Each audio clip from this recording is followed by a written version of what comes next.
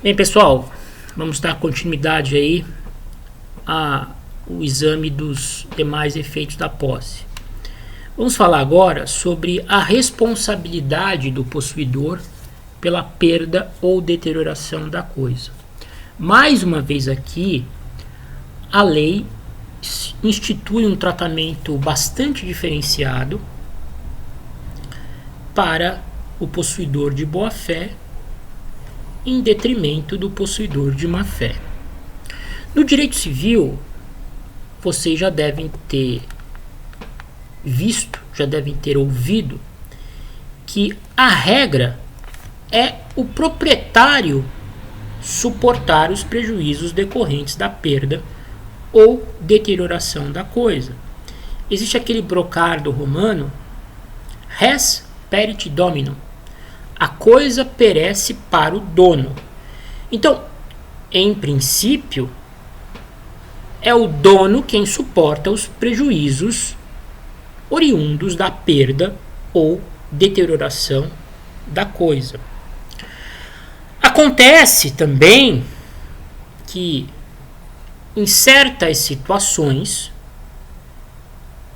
não é o dono que exerce posse sobre a coisa no momento em que se opera a sua perda ou deterioração. É possível que a coisa esteja em poder de uma outra pessoa distinta do dono no momento em que ocorre a sua perda ou deterioração. Se o possuidor da coisa estiver de boa fé, o artigo 1217 diz que ele não responde pela perda ou deterioração da coisa a que não der causa. Então, se o possuidor de boa fé vier a perder ou ter a coisa deteriorada em seu poder, não responderá pelos prejuízos se não tiver agido com culpa. Então vamos imaginar um contrato de comodato. Eu cedo em comodato um veículo da minha propriedade por 30 dias ao Joãozinho, porque ele precisa visitar os pais em outro estado. O Joãozinho recebe o veículo na mais absoluta boa-fé, com a intenção de restituí-lo ao final dos 30 dias que nós ajustamos. Não há dúvidas nesse caso que a posse exercida pelo Joãozinho é de boa-fé. Acontece que, lá pelo segundo, terceiro dia de utilização do veículo, o Joãozinho acaba sendo abordado por criminosos em um semáforo e obrigado a se desfazer da coisa após ser ameaçado com armas empunhadas por essas pessoas. Ou seja, Joãozinho foi vítima de um roubo, só que o bem subtraído não lhe pertencia. O bem subtraído pertencia a mim. Joãozinho irá responder pela perda da coisa nesse caso? Joãozinho terá de indenizar o dono da coisa pela perda suportada? Evidentemente que não, porque o artigo 1217 é muito claro que só responderá se agir com dolo ou culpa o possuidor de boa-fé quando ocorrer a perda ou deterioração da coisa sob seu poder. Nesse caso de roubo, nós temos aí configurado caso fortuito. Da mesma forma, se ao invés de um roubo o veículo tivesse se perdido numa enchente, né, que atingiu lá a cidade onde o Joãozinho estava com um veículo. Força maior, evento imprevisível da natureza que acabou gerando a perda da coisa que pertencia ao Fábio. Como possuidor de boa-fé, Joãozinho não terá nenhuma responsabilidade, não terá que pagar nenhuma indenização ao dono. Agora, se porventura a coisa houver sido adquirida de má fé, o possuidor de má fé, segundo o artigo 1218, responderá pela perda ou deterioração da coisa, ainda que acidentais, salvo se provar que de igual modo se teriam dado, estando ela na posse do reivindicante. Então, o possuidor de má fé não tem moleza. Se ele sabe que o poder que ele exerce sobre a coisa é ilegítimo, porque existe um vício, um obstáculo a impedir o exercício desse poder, se a coisa vier a se perder ou se deteriorar em suas mãos, ele responderá mesmo que a perda ou deterioração tenham sido acidentais. Ou seja, mesmo se não agir com dolo ou culpa. A única possibilidade dele se livrar da responsabilidade pela perda ou deterioração da coisa ocorre quando ele consegue provar que a perda ou deterioração teriam ocorrido da mesma forma estando o bem nas mãos do proprietário. O que, convenhamos, é bastante difícil. Vamos utilizar como exemplo a mesma situação de comodato mencionada anteriormente. Só que com um detalhe. O comodato tinha prazo determinado, o veículo tinha que ser sido devolvido em 30 dias, porém, o comodatário não procedeu à restituição. O comodatário está em mora em relação ao comodante. A partir do momento em que está configurada a mora, a posse, que era de boa fé, que estava lastreada na autorização concedida pelo comodante através do contrato, deixa de existir. Aquele comodatário passa para a condição de possuidor de má fé, uma vez que ele sabe que já deveria ter restituído o veículo ao comodante, a quem lhe emprestou. Sabendo que já teria que ter devolvido o bem, não o devolvendo e permitindo que esse bem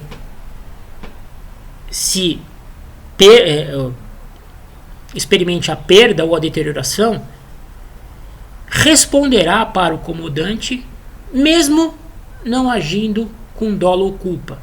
Então, voltando ao exemplo que eu dei, contrato de comodato de veículo, 30 dias. Passou o 30º dia, o Joãozinho não devolveu o carro.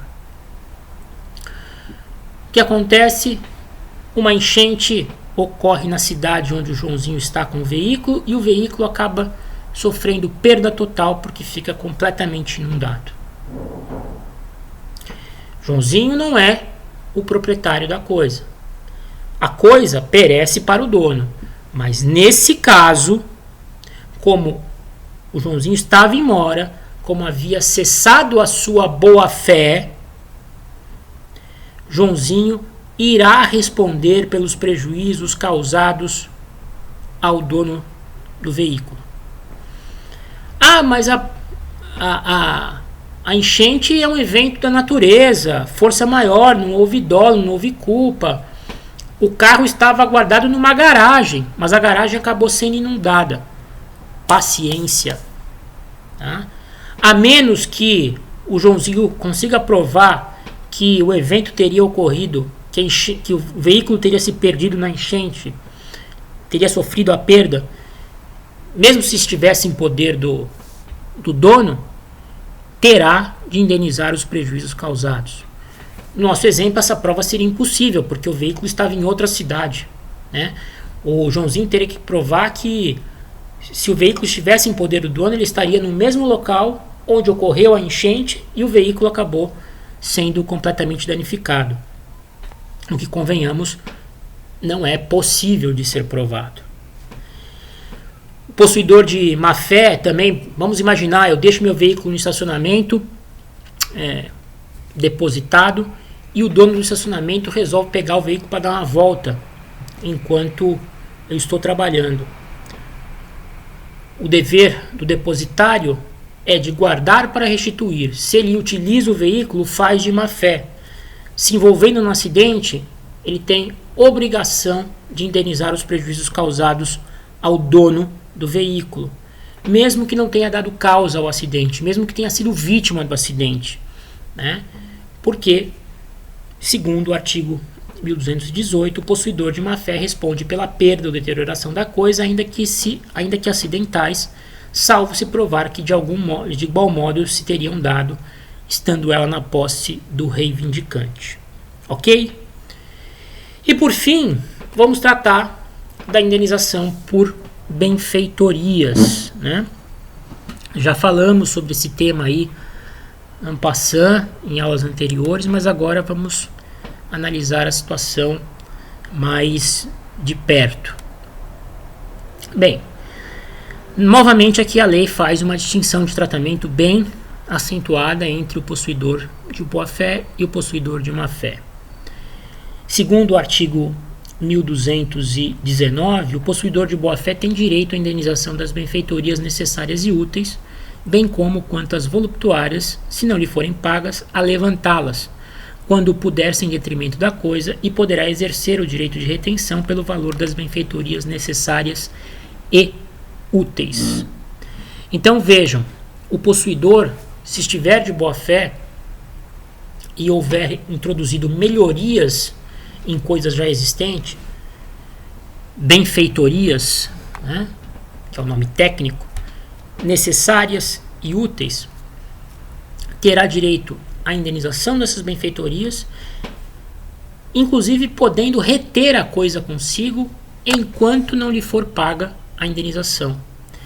Ao possuidor de boa-fé, a lei garante não apenas o direito à indenização pelas benfeitorias necessárias e úteis, necessárias, aquelas destinadas à conservação da coisa, e úteis, que lhe aumentam a utilidade, e ainda podendo reter o bem consigo até o proprietário lhe pagar a indenização. Então, naquele nosso exemplo, por exemplo, da aquisição do sítio, né? Naquele 1 ano que o sujeito ficou com o sítio adquirido junto ao falsário, de boa fé, pensando em expandir a sua produção, ele acaba construindo um galpão para abrigar, um galpão refrigerado para abrigar melhor a sua produção de laranjas, né?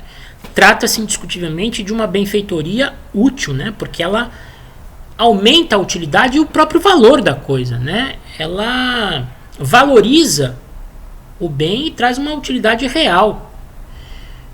Nesse caso, ele terá direito a ser indenizado pelos custos que gastou na construção desse galpão, e podendo inclusive reter a coisa consigo enquanto o proprietário não lhe pagar essa indenização.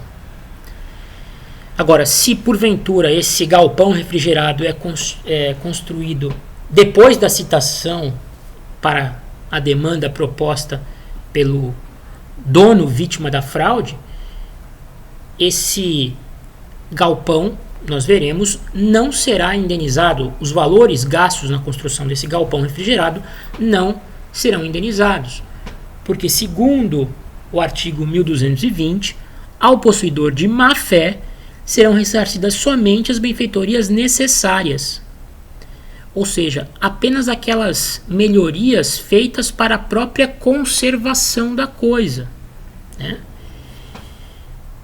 E sem direito de retenção. Prossegue o 1220. Não lhe assiste o direito de retenção pela importância destas, nem o de levantar as voluptuárias. Percebem? O possuidor de má-fé só tem direito a receber indenização pelas benfeitorias necessárias. Por exemplo, no caso do sítio, ele teve que trocar o telhado por força de uma avaria provocada por uma tempestade. Ele teve que trocar toda a fiação da sede do sítio em função de um curto-circuito que ocorreu e que provocou um dano ao imóvel. Evidentemente que, sendo despesas de conservação, elas também aproveitam ao proprietário. O proprietário teria que fazê-las de qualquer maneira. Por isso se garante, mesmo ao possuidor de má-fé, o direito ao recebimento de indenização, porém sem retenção. E mais, vocês viram que o possuidor de boa-fé pode levantar as benfeitorias voluptuárias desde que o faça sem prejuízo da coisa. O possuidor de má-fé não tem esse mesmo direito de levantar benfeitorias voluptuárias. O que significa levantar benfeitorias voluptuárias? Removê-las da coisa, removê-las do imóvel. Por exemplo, você colocou uma fonte de ouro no jardim como um adorno. É uma benfeitoria voluptuária. Se ela foi introduzida quando o possuidor ainda estava de boa fé, ele terá direito de remover aquela fonte, desde que isso não traga nenhuma descaracterização, nenhum prejuízo para o bem, que não afete a própria coisa. Se ela já tivesse sido colocada no período em que o possuidor estava de má fé, ele perde a benfeitoria voluptuária em favor do proprietário.